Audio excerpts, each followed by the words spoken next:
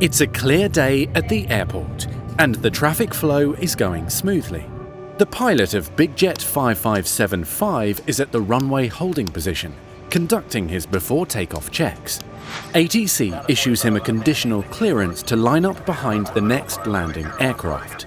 But because of the oblique angle of the taxiway to the runway, he can't see the final approach to the runway, nor the threshold. The pilot acknowledges the clearance and readback correctly. Behind landing A320, line up and wait runway 27 behind BigJet 5575. A short while later, an aircraft passes in front of BigJet 5575 on the runway. Convinced it's the landing A320, the pilot completes the last item on his checklist, releases the brakes, and starts moving towards the runway.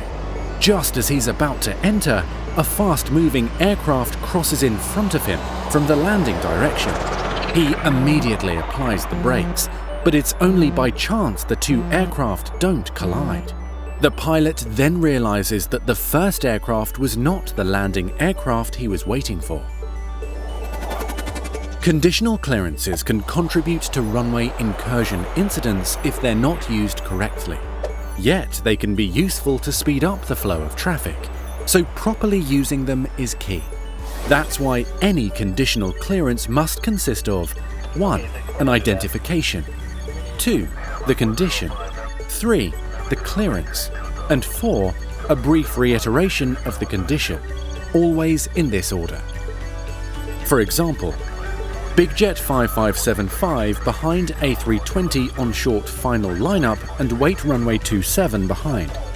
Also abide by the following 4 key points to safely use conditional clearances. 1. The aircraft or vehicle causing the condition must be clearly visible to both the pilot and the controller. 2. The aircraft causing the condition in the clearance must be the first one to pass in front of the other aircraft concerned. 3. The readback of the conditional clearance must always contain the condition. 4.